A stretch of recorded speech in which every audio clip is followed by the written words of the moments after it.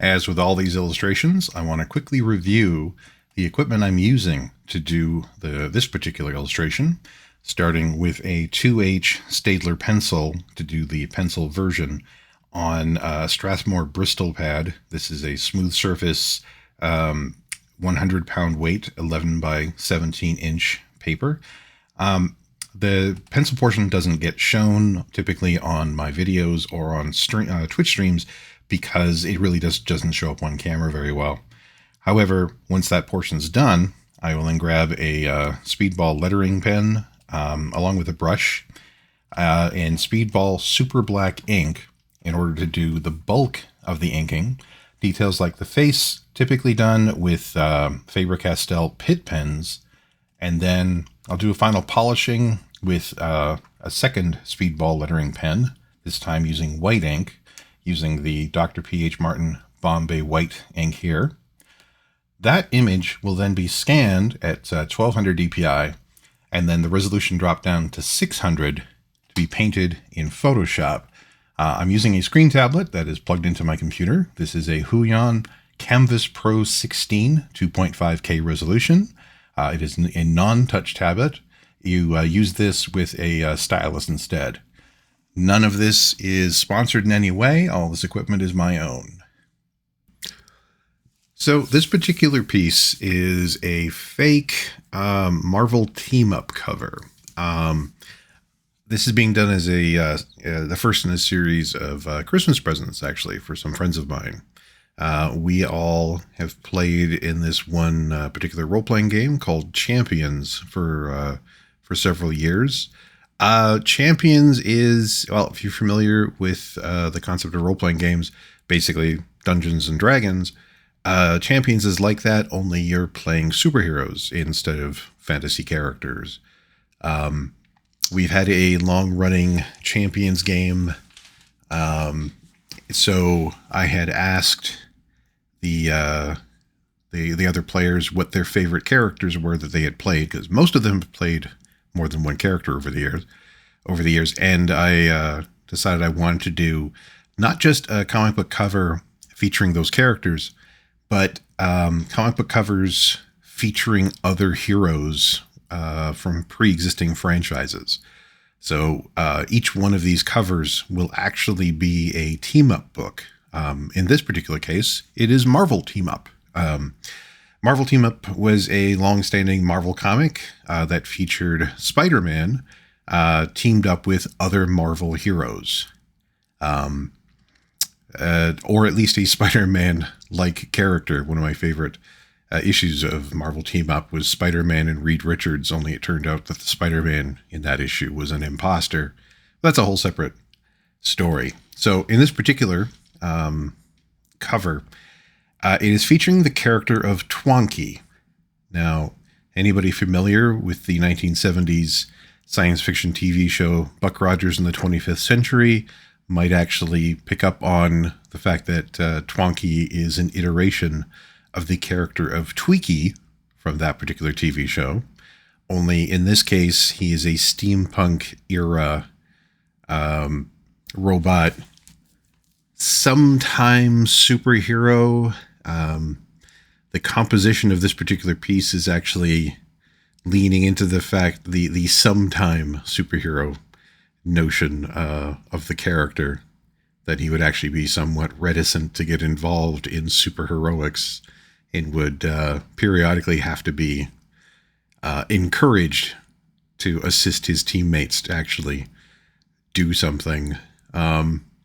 So the idea I had with this particular piece was that Spider-Man had webbed him and threw him at members of the Marvel villain team, the Wrecking Crew, with the idea of just, yelling out, "Twonky, do something!" Which is something that has actually happened in the game. It wasn't Spider-Man throwing Twonky. It was actually my character, the character I was playing, tossing him at a helicopter. Again, story for another day. So the basic premise for putting together the composition on this is that it had to prominently feature both Spider-Man and Twonky, and Twonky himself would have to be a bit more prominently featured in this composition. But because I was doing it as a comic book cover, the composition had a particular restriction in that you can really only put the primary information, the primary focus of the illustration, in the bottom 2/3 of the illustration. Because I am going to be doing this as a full cover. When I'm drawing it here, I'm doing the pencil and ink portion.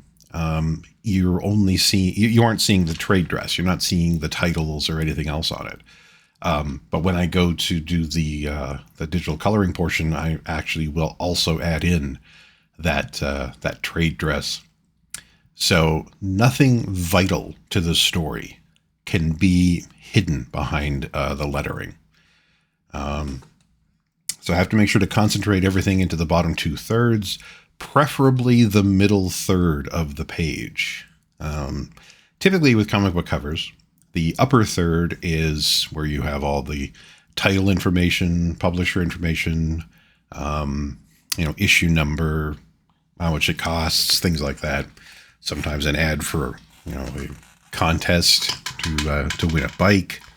That may show up in a later one of these covers.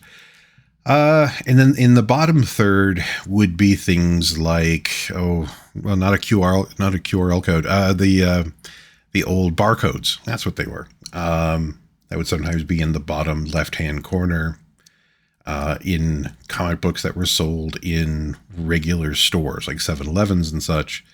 Or if it was being sold in a direct market store, just a corner comic store, it would typically be, again, if it was a Marvel comic, a picture of Spider-Man's head or Captain America or somebody like that, with some additional text blurbs here and there. I'm definitely going for more of a 70s to early 80s vibe with this cover.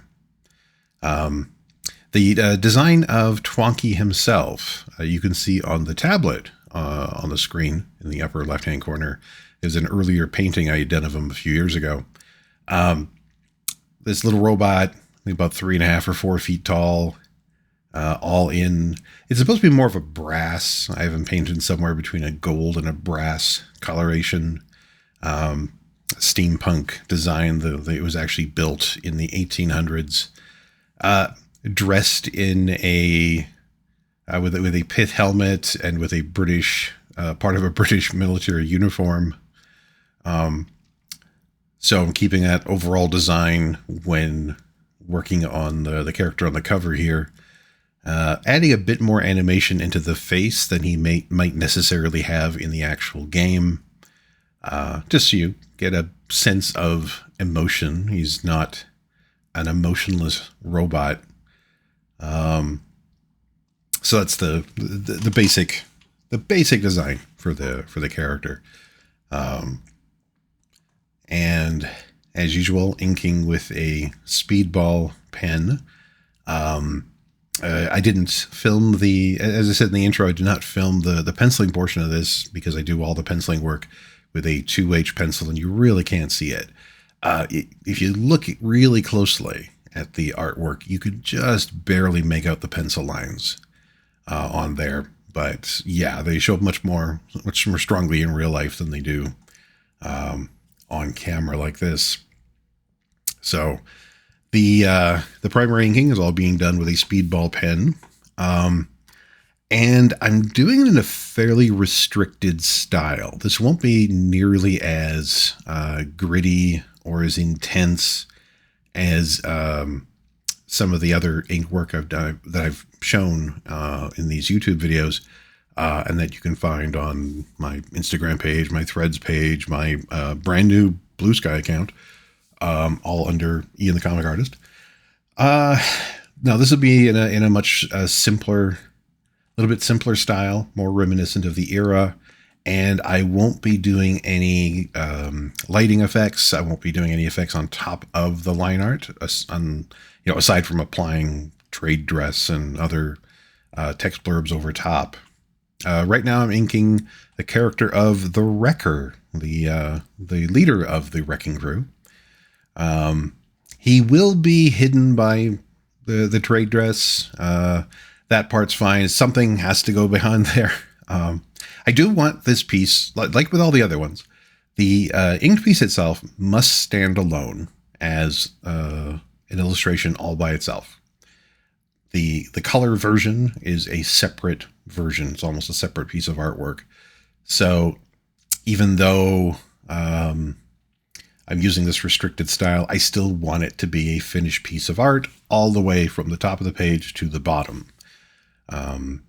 The fact that the wrecker is in the top third isn't as relevant to the story being told because he's being knocked to the side just like two of the other members of the wrecking crew will be.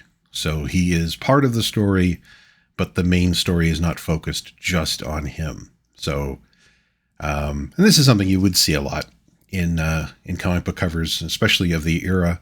If you ever got a hold of the original line art, typically there would be interesting stuff going on that would have been hidden by the text, by the titles of the book, but nothing terribly complex because you don't want to spend too much time working on something that will not be seen. But artists still want to add a little bit of extra to it, a little bit of they're still getting paid to do this. They still want to do something to entertain themselves as well, so they might hide something back there. I still just wanted to make sure that there was something actively going on behind the Marvel 2-in-1, or sorry, the Marvel Team Up logo. Marvel 2-in-1 is another team up book. I will be doing a fake cover of that later in this series for one of the other, for one of my other friends who are in this Champions game as well. And yes, I'll actually be doing one for myself, just as part of the series to show my character. Ultimately, there will be 5 of these for the five main characters that have been in the Champions game over the years. Some of them will be Marvel team-up books. Some of them will be DC. It's not because these are stories that ever particularly happened. I just thought it would be a fun art challenge, a fun little project to have them integrated into these well-known team-up books that all of us, that all the people playing this game, that we all know from when we were kids. As of 2024, the whole group, most of the group are in their, well, all the group are in their 40s and 50s. So we all grew up with the comics of the 70s and the 80s and all the particular team-up books that they'll be putting their characters in right now. The character being inked right now is another member of the Wrecking Crew. This would be Pile Driver. Probably the most prominently featured one here, being bowled over by the figure of Twonky being spun around by Spider-Man. Now, one thing that's quite a bit different in this illustration versus the previous ones I've done on this channel is normally when I'm doing an inked piece, I focus on the background first when I started on the inking. Because of the more restricted style I'm using here, I wanted to at least outline and put in the major details of the main characters before I started working on that background. All I've done right now for the background was the one line indicating the end of the wall that Spider-Man is clinging to, and the sign behind all of them. But I still wanted to make sure that all of the 1, 2, 3, 4, and 5 characters in this composition are outlined at the very least before I get too heavily into detailing the background. But that'll be consistent all the way through this particular image. I'll be spending most of my time detailing the main characters and then detailing the background. So working from front to back, where normally I concentrate on working from back to front. This character I'm working on right now is the last character, second last character of the Wrecking Crew. This would be Thunderball.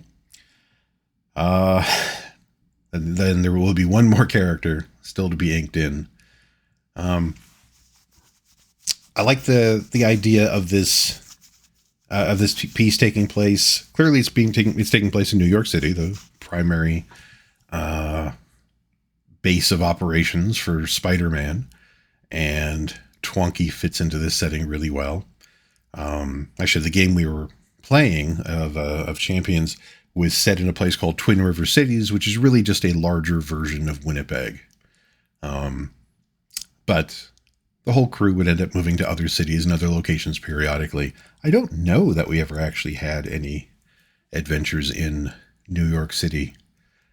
This is a game that was initially started by my friend Paul, but actually after a while he and I would alternate as to who was running the game, being the game master in this particular setting, so that he would also get a chance to play a character.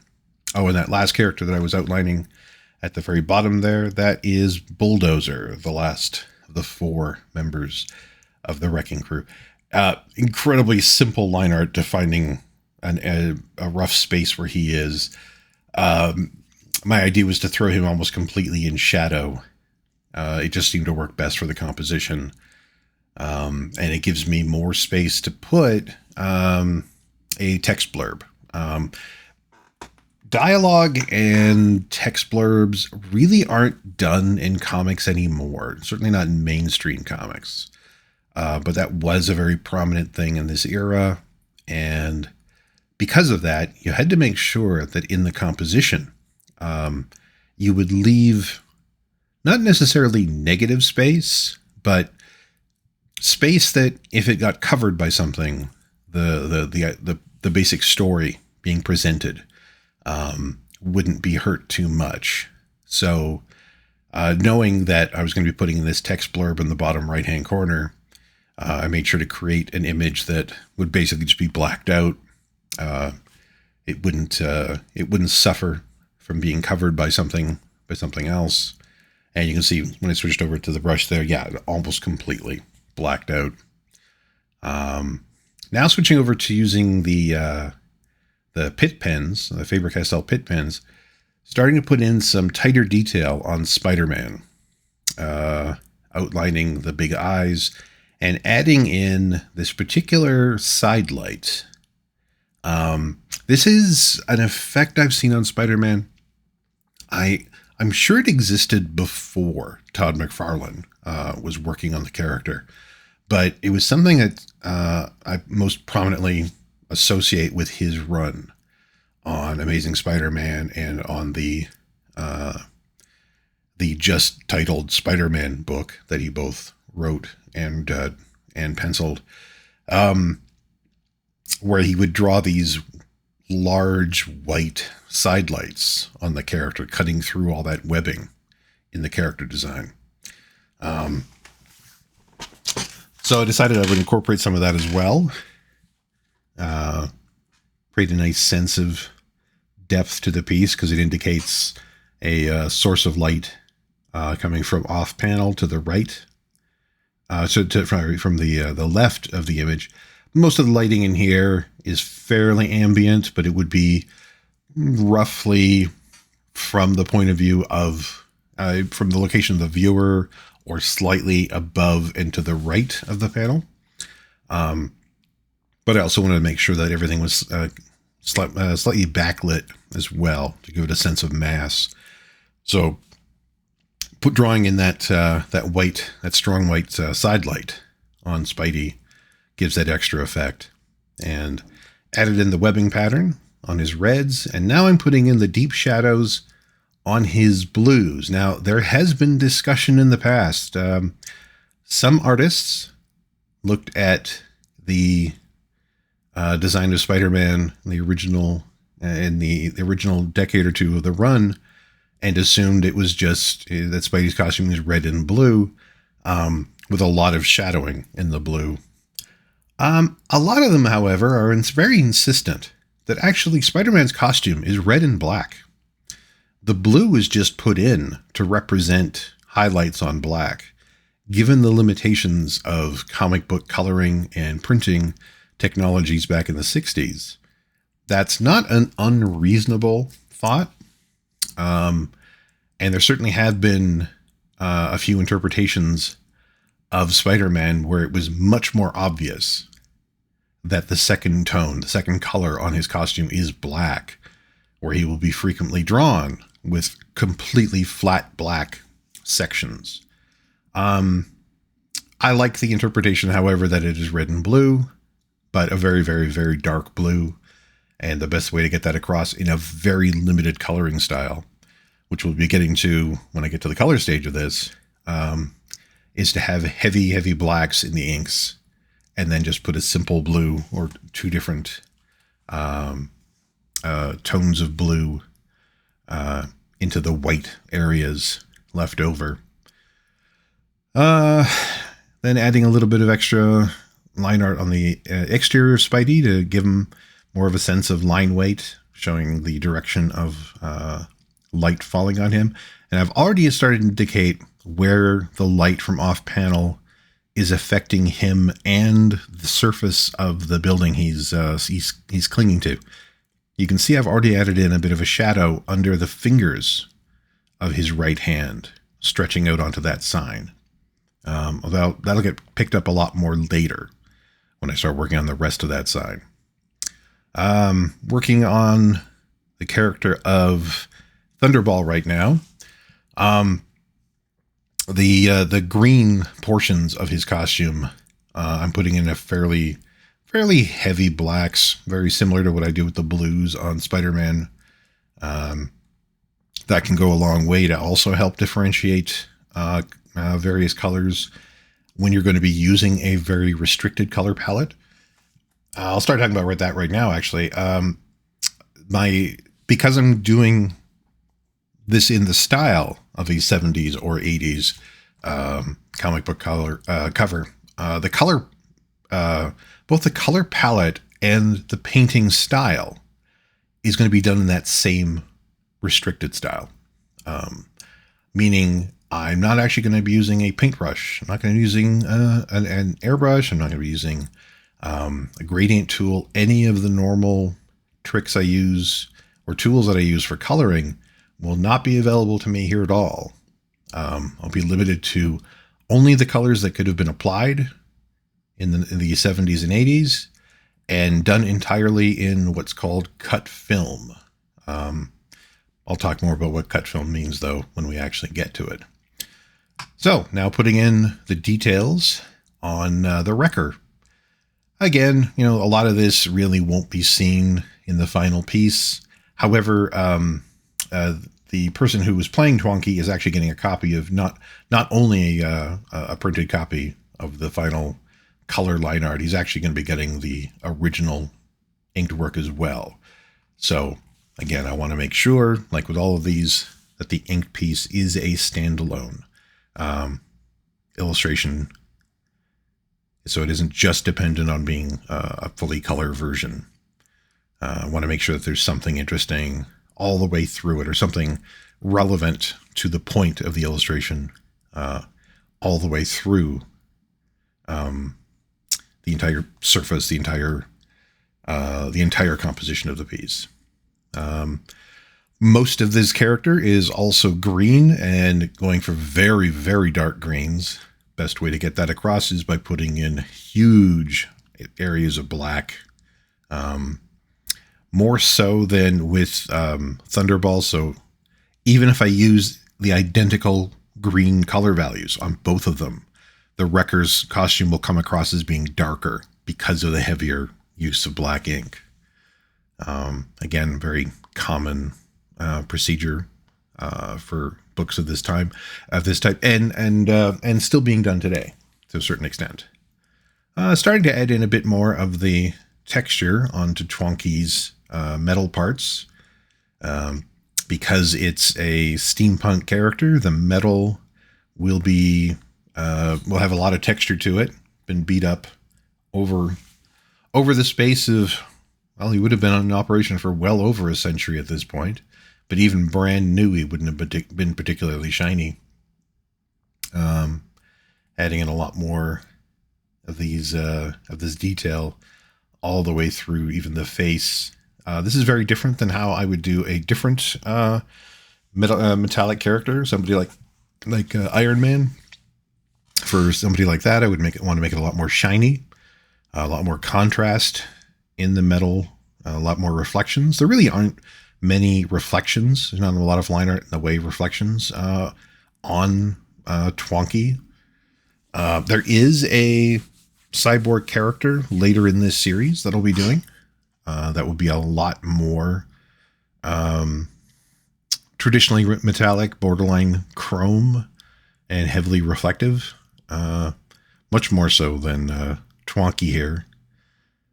And then putting in some heavier inks for this leather belt, going over his red serge jacket.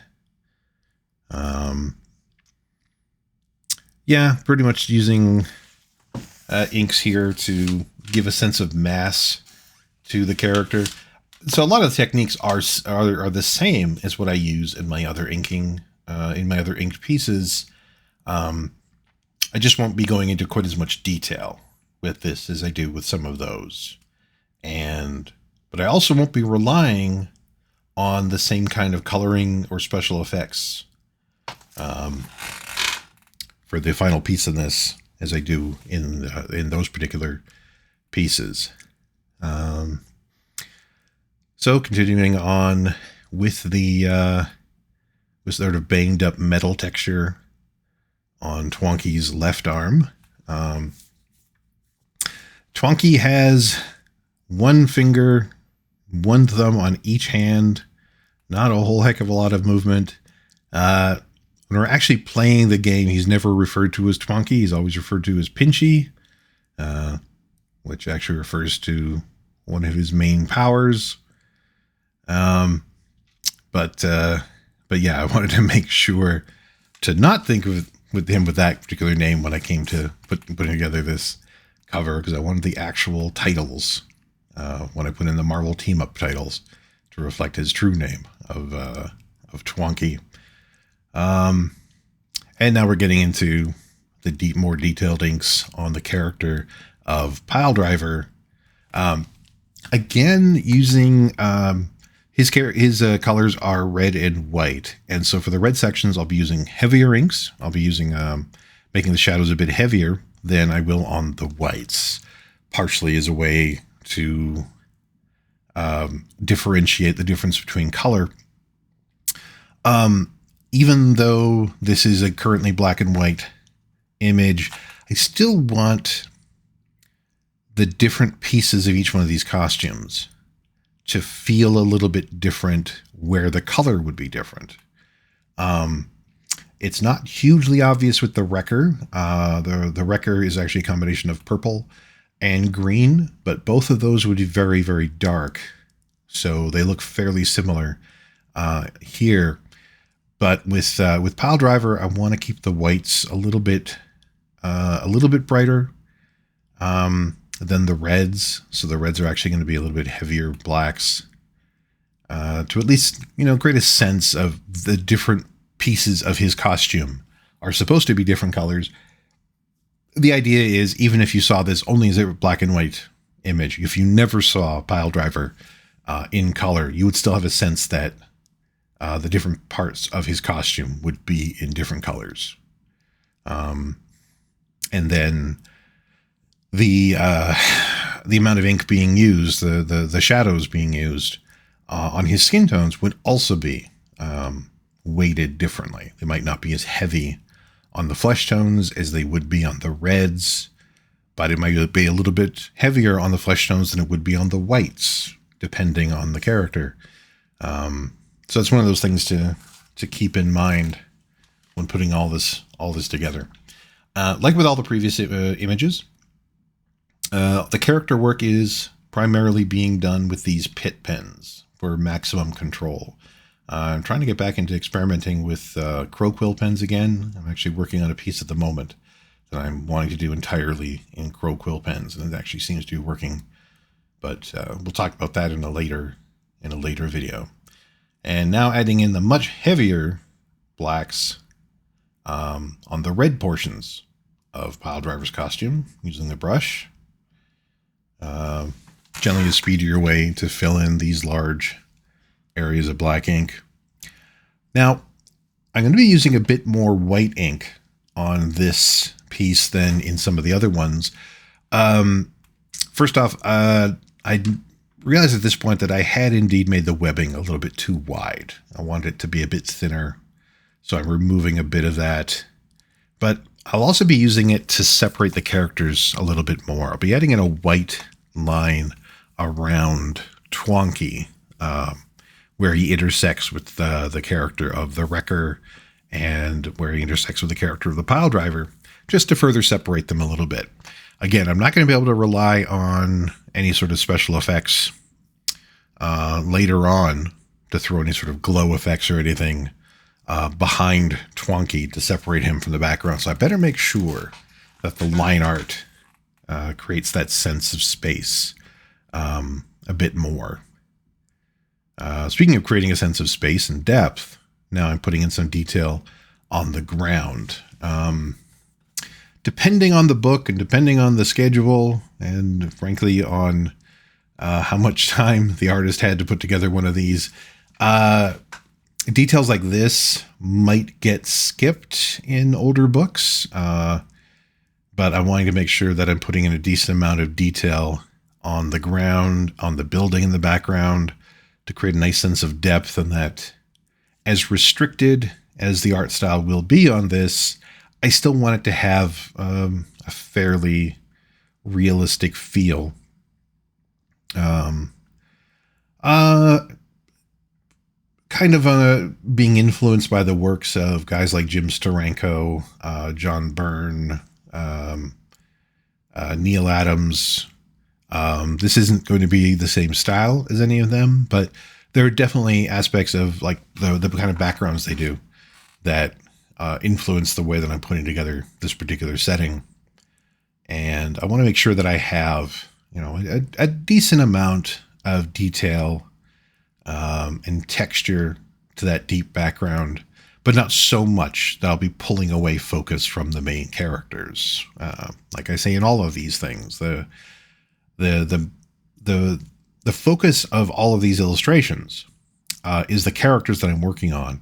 And as detailed, as involved as the backgrounds are, I want to make sure that they're still secondary. They're just creating the setting that these characters are living in, but it isn't about that background.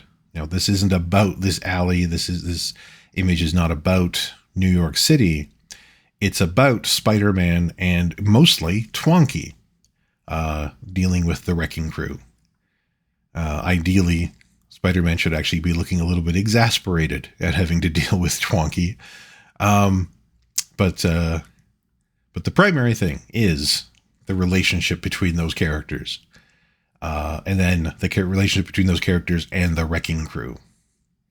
And you can see where I'm adding in more of a cast shadow from Thunderball standing on the ground. So where his feet meet the ground, that's where that shadow starts. I didn't want it to be a super dark shadow because there'd be enough light, enough ambient light in this environment to not completely put that in black.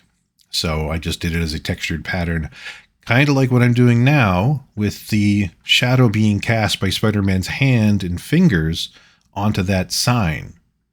I'm not simply painting in black. I'm actually drawing in this more speckly, textured shadow design. So this indicates there is some light in the environment itself that's still being cast onto the sign. So he's not blocking all of the light, but he is blocking a fairly major light source from the left side of frame being cast into this alley, and then adding in a bit of texture onto the background of the sign. And I'll be doing a slightly different texture onto the lettering as well. That sign in the background actually is supposed to say threat or menace, a typical phrase you would have associated with Spider-Man. And I thought that would actually be appropriate to have associated with Twonky as well. Now here we get into one of my favorite background textures, brickwork.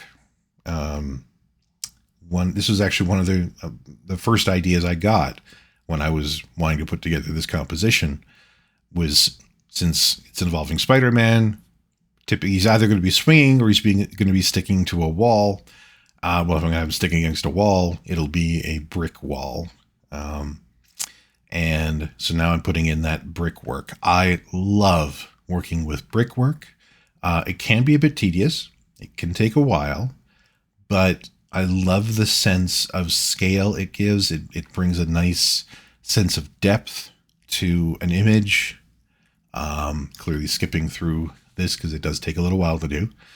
But it helps to sell the notion that the point of view of the viewer is not just at ground level. It's 1 or 2 stories up, looking across into this alley.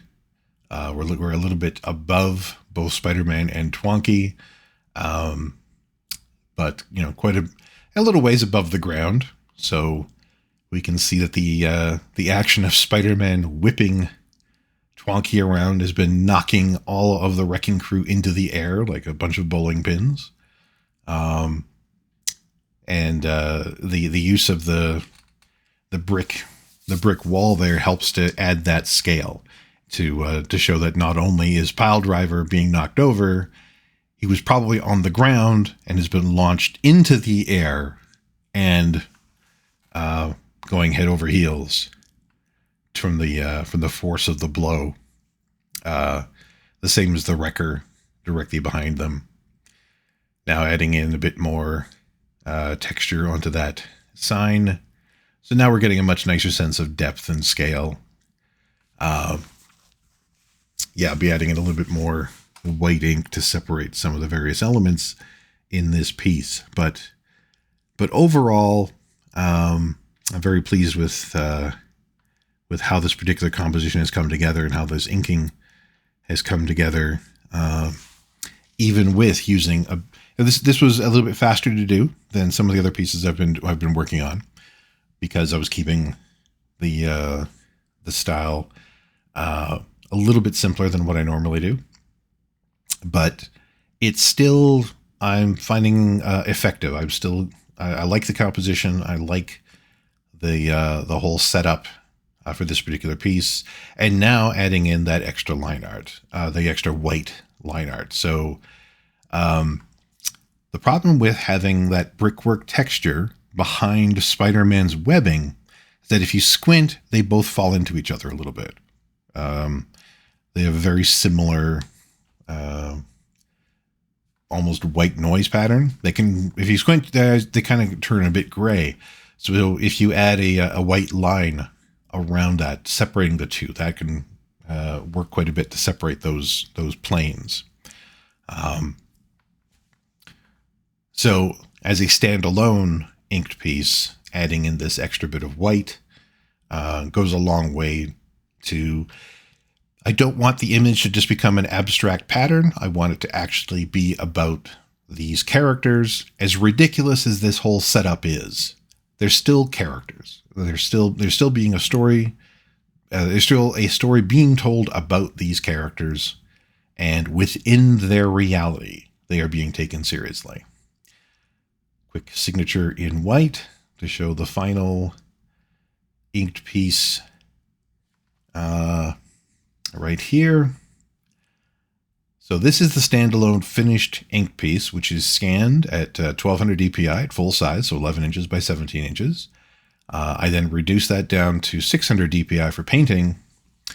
Now,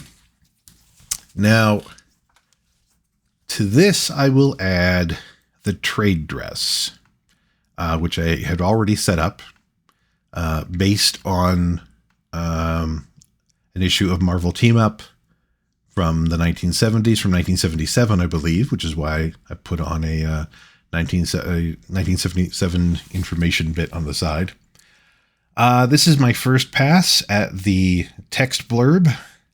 I'll actually be adjusting the text in that a little bit later, but right now, I have the trade dress so that all the text, all all the indicia, the publisher's information, all that floating on a layer above everything else.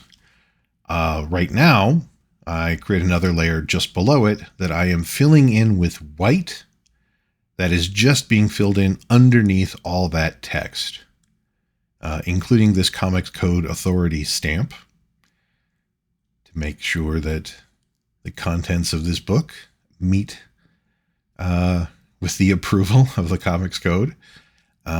Not many adventures involving Twonky would meet with the Comics Code Authority's approval, but that's a whole separate thing. And starting with filling this all in with white, later on I will change it to various different colors.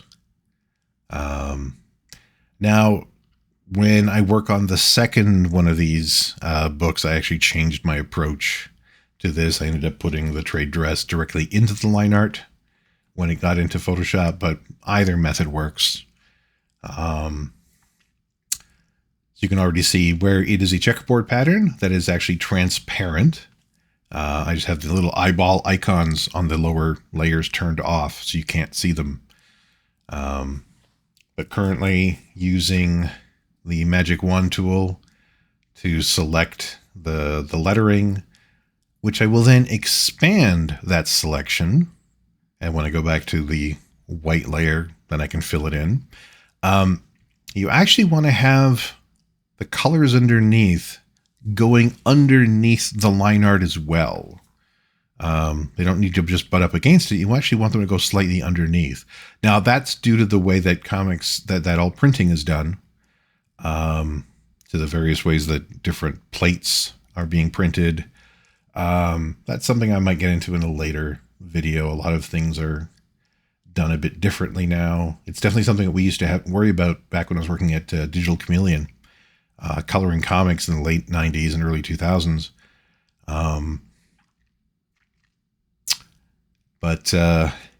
Yeah, I'll get into that kind of a conversation later.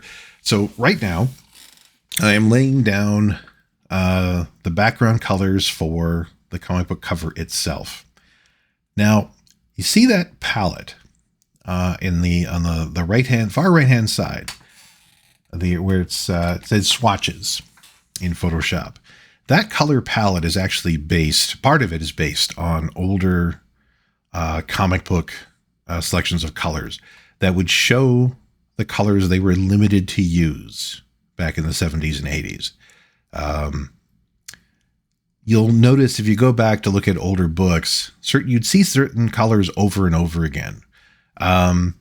The colors for Superman's reds would be the same as the colors for Daredevil's reds, would be the same as the colors in Thor's reds, and the same in the colors of Captain America's reds. It's not just similar. It's not just that they all have red. They're all using exactly the same red color value, the same CMYK color value. And this just was because they were very limited into what colors they were able to print. So I'm using exactly those same values here. The green that I'm using here is 100% yellow, 100% blue, for example. When I'm using reds later on, they will be 100% yellow, 100% magenta, using the CMYK scale. Now, some of these colors as I go along, I'll end up tweaking, but I'll end up changing to slightly different ones, but I still will be keeping them within those color values. The fact that if they're lighter than 100%, they go in 25% increments. So blue, if you say you want something painted blue in a book like this, it generally means it's done in cyan, the C of CMYK, and it'll be done at 25%, 50%, 75%, or 100%. And actually, for quite a while, 75% really wasn't used, depending on the era. But yeah, I put in one color for the lettering, and I've already changed it. And here I'm going to be putting in a color to match the shadow pattern that I had created in the inks. So you can see how that lines up with the shadow on the background behind the letters, and then I changed that same, changed this, the color in the background of the sign as well to match. Now putting in the reds for Spider-Man, again, this is the color value for this is typically referred to as YR, 100% yellow, 100% magenta. YR meaning yellow, red.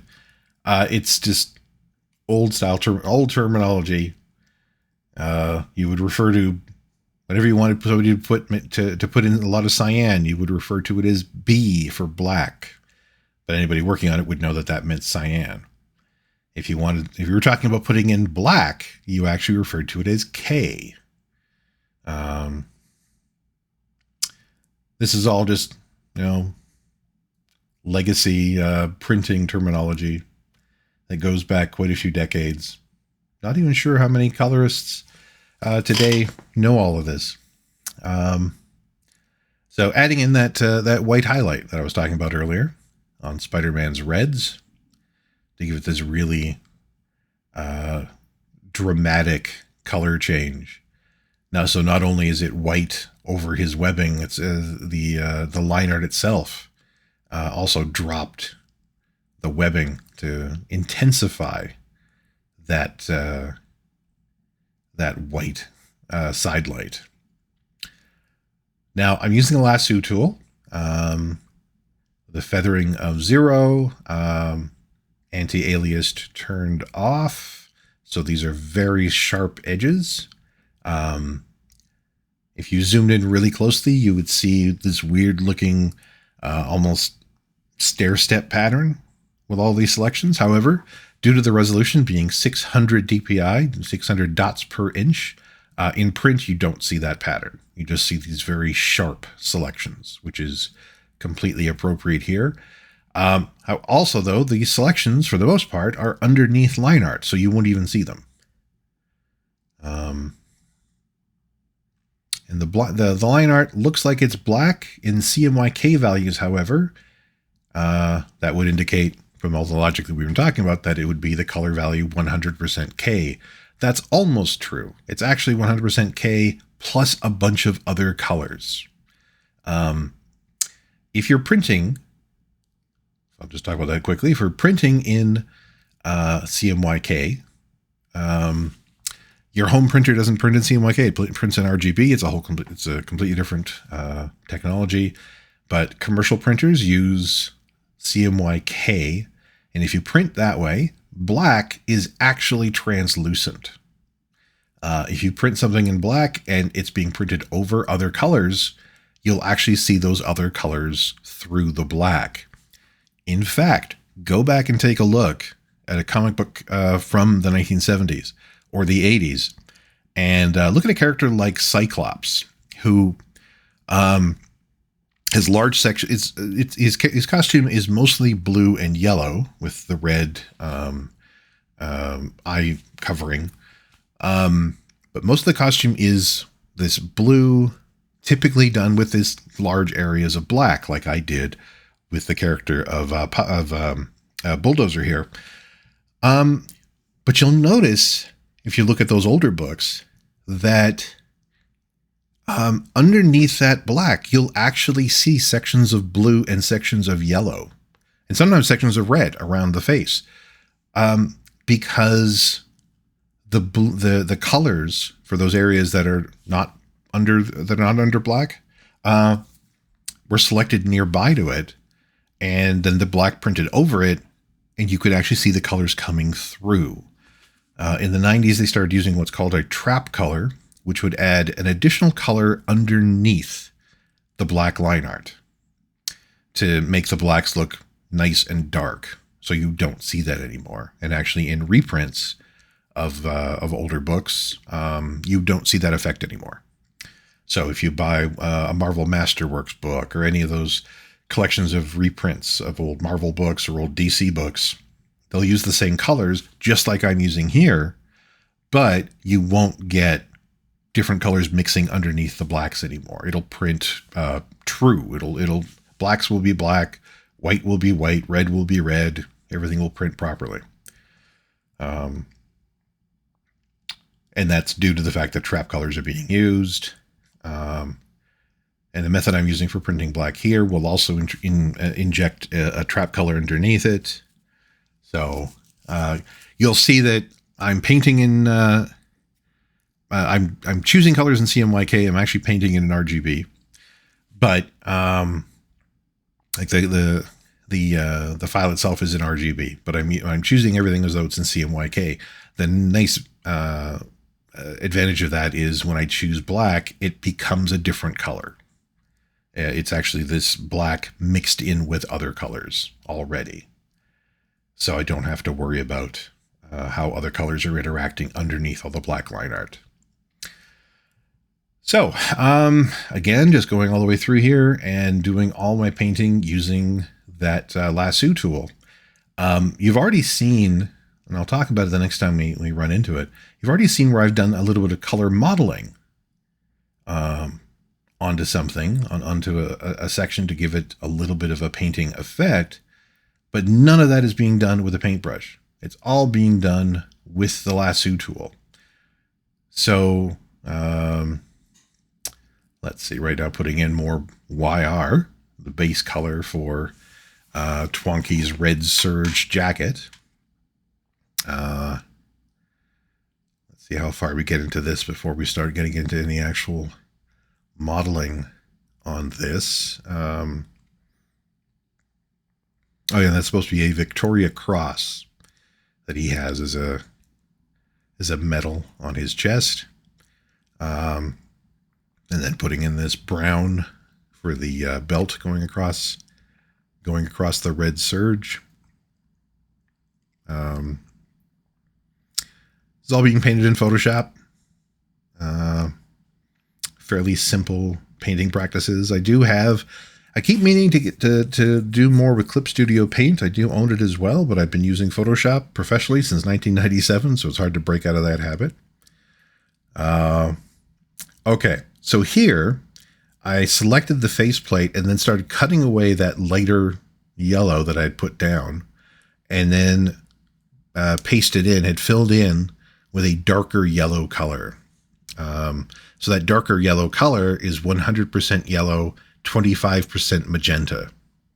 So it creates more of an orange. And that's how all the modeling, all the painting on this particular piece is being done, because that is exactly how it would have been done in the 70s or in the 80s. Only here I'm getting to do it with a computer. When it was done back then, it was done by basically hand cutting sheets of Mylar film. A process I have seen done, and back in school, it was in high school in the 80s, we did some variations of that, mostly for screen printing. And even the little bits of experimenting we did were just awful. I would never want to do that as a day-to-day thing. Fortunately, comic book coloring, even this style, you can do in Photoshop, and it's a much simpler approach this way. But yeah, I'm just selecting the shapes I want to paint in, deselecting any areas I don't want, and then just fill it in.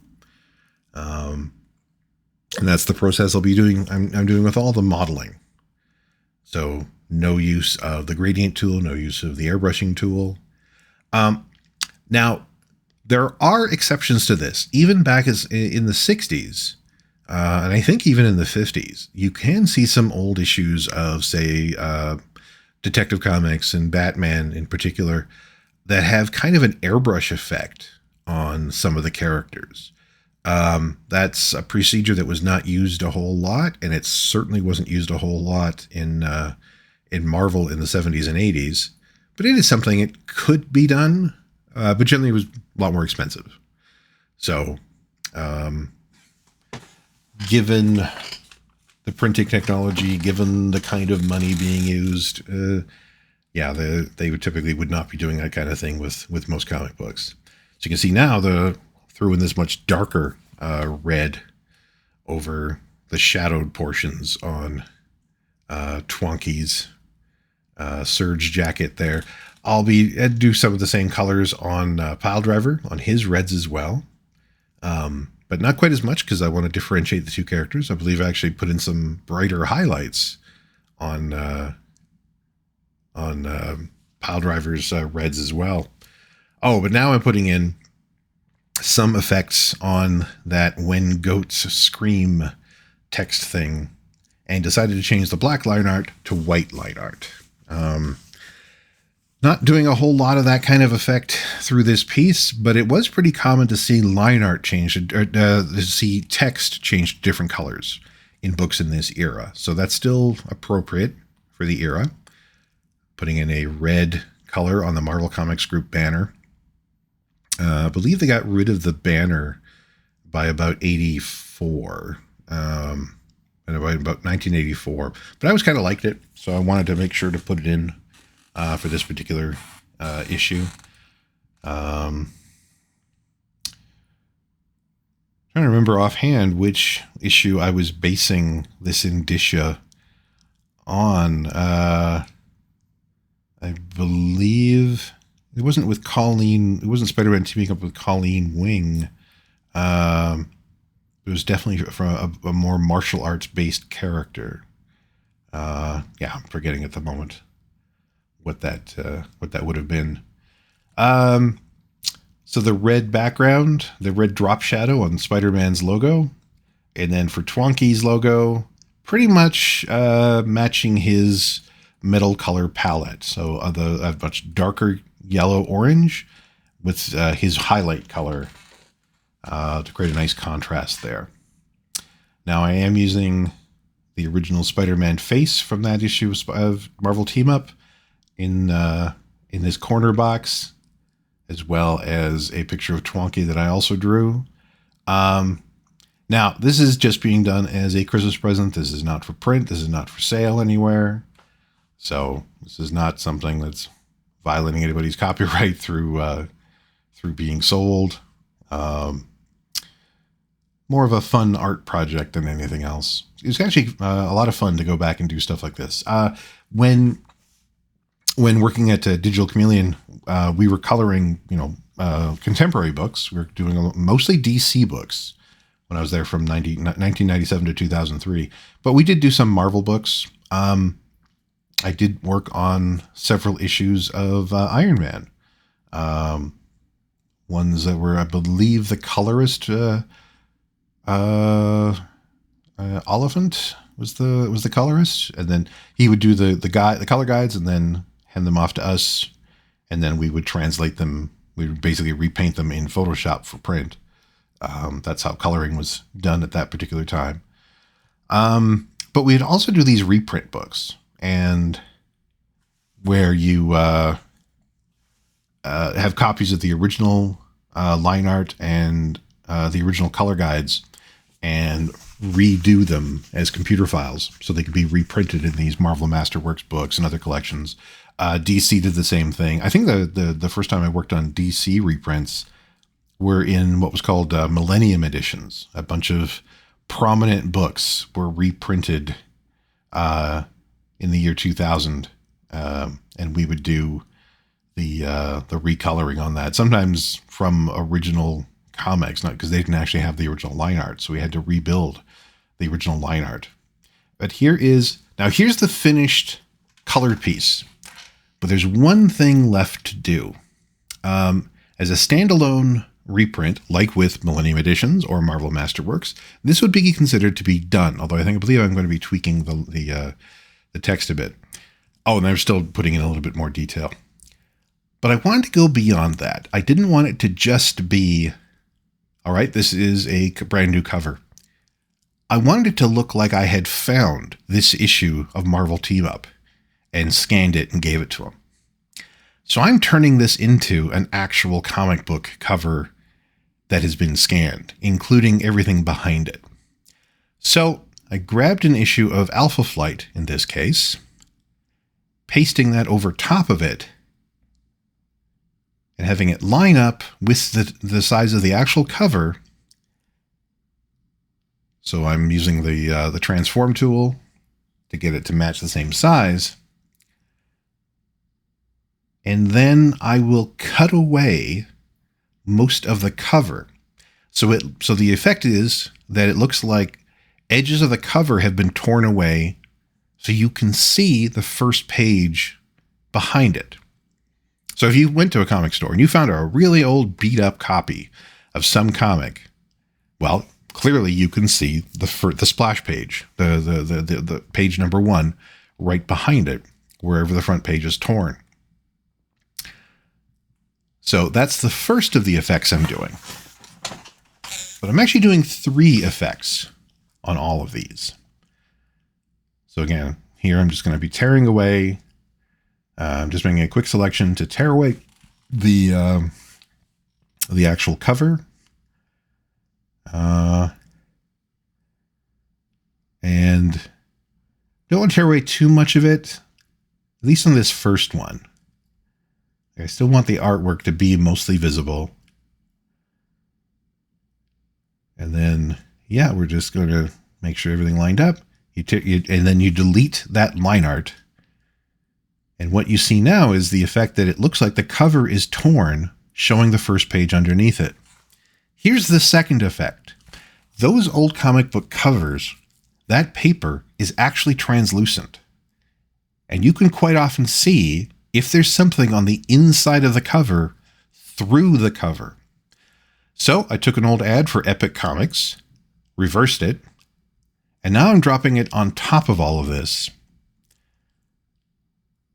And then I'm going to reduce the opacity, which gives it the effect that you can see whatever's on the inside cover through this page. Now, this is something I did I've done on some commission work over the past 20 years where people were wanting to do precisely this kind of idea. They created a comic cover, or they wanted a comic cover created that looked like it was actually printed back in the 60s or 70s. So here I'm reducing the opacity. You can barely see it, but when you print it, you can really see that. You can just see that Epic logo. Here's the third step. This cover is supposed to be beat up. So I took a piece of paper, beat it up, scanned that piece of paper, and I've loaded it as a channel. Now, loading that channel as a selection,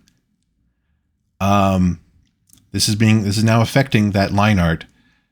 Basically, I'm going to use that pattern of light and shadow in that beat up piece of paper to both lighten and darken all the artwork I've done, including the line art, so that it will distort everything as though this cover has also been crunched up, has been folded up, has been beaten up over the years.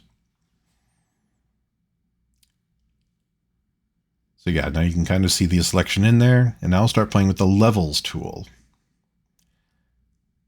First, darkening where those shadows are. So now you're getting the sense of a light and dark pattern from this being folded.